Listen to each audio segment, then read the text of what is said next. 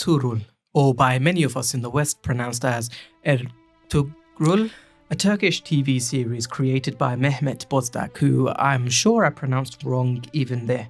The series delves into the nomadic lifestyle of the Kai tribe, the intricate traditions and complexities of living in the 1300s, from migrating to new lands and pastures to dealing with enemy raids, from the politics of the Seljuk Empire to the ruthlessness of Mongol invasions, from corruptions fueled by greed to romance fueled by courage. In this video, I'm going to be giving you my honest opinion on this global hit, both the good and the bad.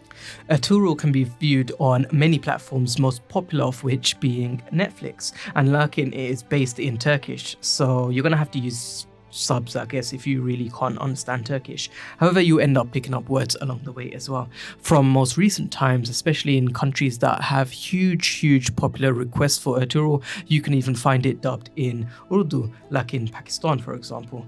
With the hype of Ertugrul continuing 1 year after its final episode, and with the sequel Kurulis Usman currently in its 22nd or 23rd or even 24th episode by the time this video comes out, hopefully this video will give you some insight as to why it should be watched and why there's so much hype around it, especially from the Eastern world. And of course, I won't be spoiling anything for you guys, I hope, and therefore, you can take this video and actually maybe begin your journey of watching Ertugrul. But let's start with what, in my opinion, makes the series such a fascinating watch before I touch on some of the negatives as well.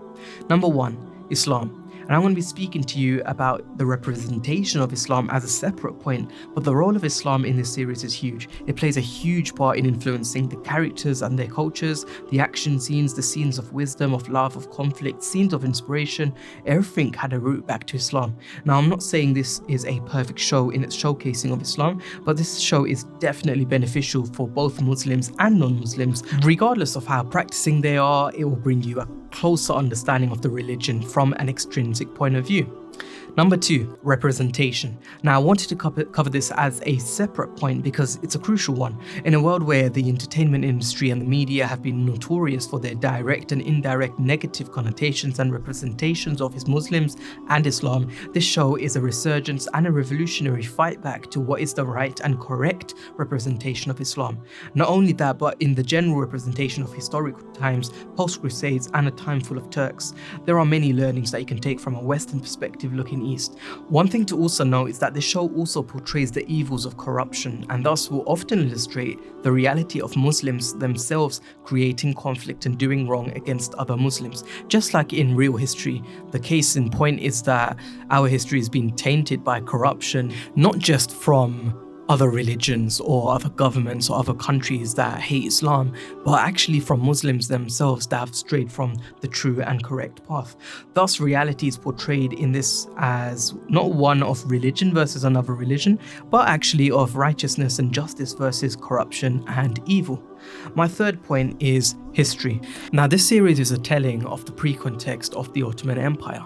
However, there isn't actually much historical evidence about Uthman's father Ertugrul or his story or his journey. Now, that's not actually a flaw of the program or the producer or anything to do with the series, but actually a flaw in the writing of history or the recording of history from back then. So the producers actually done very well to actually put together a show with this much detail across this many hours of screen time. However, majority of the events that occurred for the Kai tribe during that time was actually represented in this series. And while there are characters that are not mentioned in history and made up characters that you have in majority of things that you actually see on TV, there were some very real life characters and very historical characters also portrayed in the series, like Ibn Arabi or Halime Sultan or some of the actual sultans of the Seljuk Empire as well.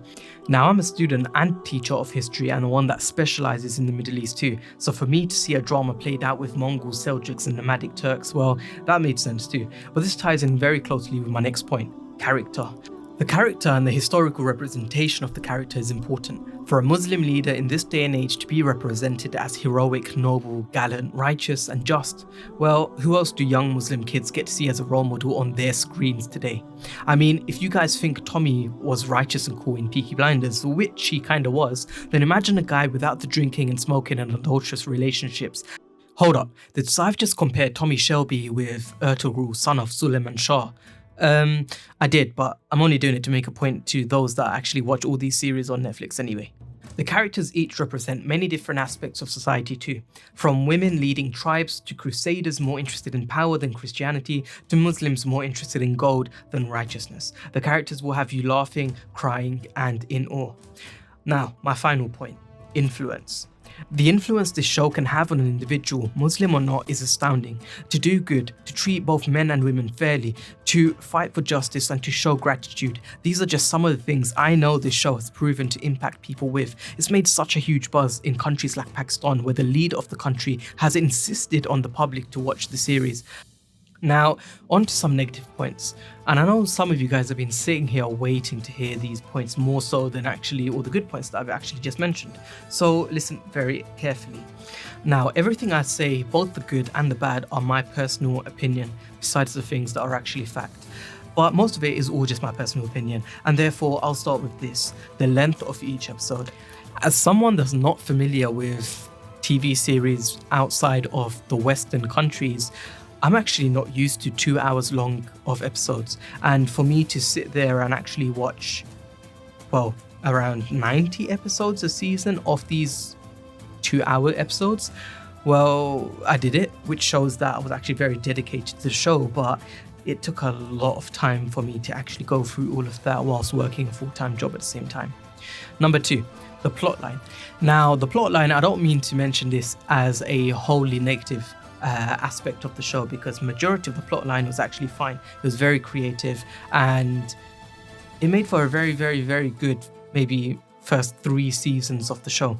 However, it ended up becoming slightly repetitive. I'm currently watching Kurulus Osman and I'm not enjoying that as I did the first season of Ertugrul, because I genuinely enjoyed the first season of Ertugrul because it was all new to me. Perhaps I got used to the structure and the style of the show and the way it was produced, which actually brings me on to my next point, which is the editing of the actual series. Now, I don't know if this is a Turkish thing or if this is something just from Mehmet Bozdak, but the way the camera angles and the editing of the actual series it was a bit too simplistic and it got a little boring. I mean, the only real epic slow motion kind of cutscenes or scenes were actually from like the first episode of the first season and the third episode or something of the third season. There wasn't actually too much to go on with the camera play or the actual, editing side of things. There were a couple of drone shots here and there, but apart from that, majority of it was quite simple. I mean, I just kind of hoped that there would be some development in some of the scenes, maybe in some of the ways that the cameras were actually used or some of the ways that the series was actually edited. However, there wasn't, and maybe that's just his particular style. So I'm not going to criticize too much of it, but I'm just not used to seeing the same kind of stuff being repeated again and again. And what it actually did, it just kind of slowed down the entire series over the course of 90 episodes per season. But that is it for my kind of positive and negative aspects of the series Ertugrul, which by far is still a huge success, even as I mentioned 1 year after its final episode, which, I mean, let's really compare that to Game of Thrones. Anyway guys, if you enjoyed watching this video or if you found anything I said very helpful, let me know in the comment section below. Hit the like button and make sure to subscribe to the channel for more videos.